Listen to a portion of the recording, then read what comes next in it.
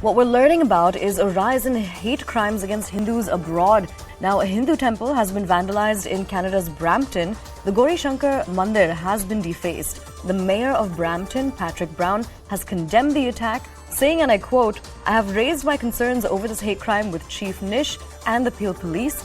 Everybody deserves to feel safe in their place of worship."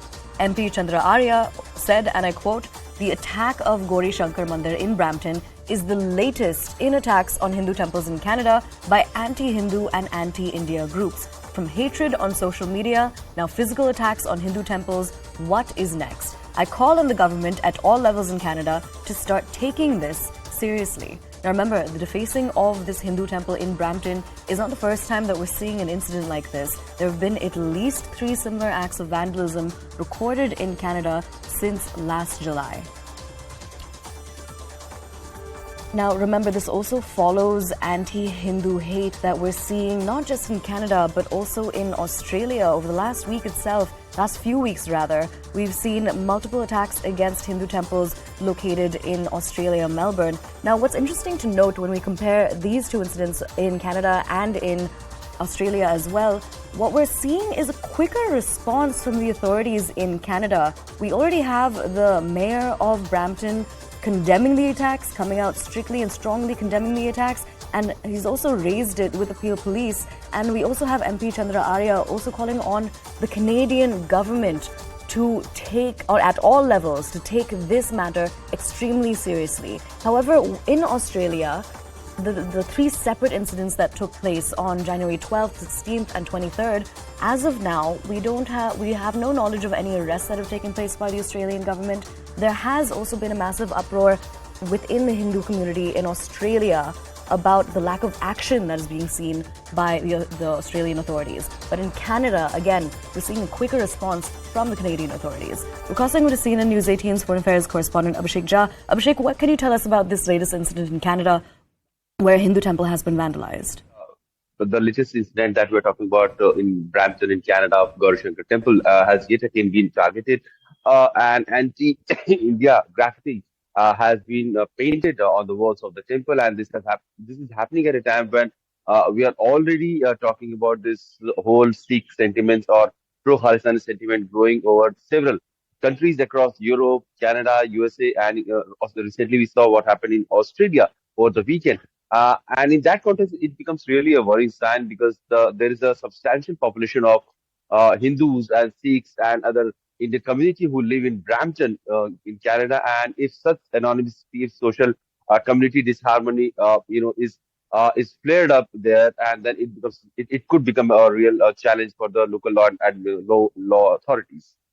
Right, now, can you tell us about whether any specific action has been taken? Do we know about whether there have been any arrests of the miscreants who vandalized the temple? So far, it's been just a few hours since this attack has happened, and we have already shown our viewers the comment by Patrick Brown, the mayor of Brampton, who has condemned this attack and who has asked the senior authorities or the state authorities to take action against those who could be behind it. We have also seen political leadership somewhat being active, and lawmaker Chandra Arya also reacting to it, condemning it, and saying that the action should be taken against those who have been behind it. We know, Aisha, that in Brampton is a city where a lot of Hindus, a lot of Sikhs, in fact, a lot of Indian diaspora live, and it has been one of the city which has been in news for multiple times for these attacks happening on temples. In fact, last year also in November, there was this attack on Hindu temple in Brampton. And the outrage in the community was so much so that when the mayor, Patrick Brown, visited one of the temples around somewhere in the month of November, he was heckled by the crowd. He was sort of asked from the crowd that why there has not been any substantial action. Because if such actions continue to keep happening in part of Brampton or in other temples, it means that the past acts or the past deeds of these culprits have not been duly punished by the law enforcement agencies. And this is happening in Brampton. This is happening in Australia also. In Australia also, it has been more than 3 weeks since the first temple was attacked, and 3 temples were attacked subsequently, and no action or no arrest that we can say on paper that has been made by the Australian authorities. And same is happening in Canada, where these culprits target the temples, they vandalize it, they write anti-India sentiments, anti-India graffiti, and despite the community leaders telling the police in advance that they are expecting something sort of this. There has not been much of action in the past also, and that is a sign of worry for Indians living in that area. All right. Now, beyond this, Abhishek, what I also want to understand from you is that there have been already multiple incidents in Canada since last July. Can you just, for our viewers, to build the perspective on this, can you explain what India had called for at that time? So India has clearly raised this issue at multiple platforms. If you say that the highest authorities from Indian side, they have raised the issue diplomatically with the foreign ministry. Indian High Commissioner in Canada, he has raised this issue with local authorities and with the government of Canada. Also, India has raised this issue diplomatically with the Canadian High Commissioner in Delhi also. And then it was a time when authorities in Canada also reacted to it, condemning this incident and saying that they will ensure that the community of Indians, they could live peacefully and in harmony and no such attacks happens in future. But it's been just few months, like since November when the last attack had happened, and we again see within 100 days of that all those assurances and all those attacks.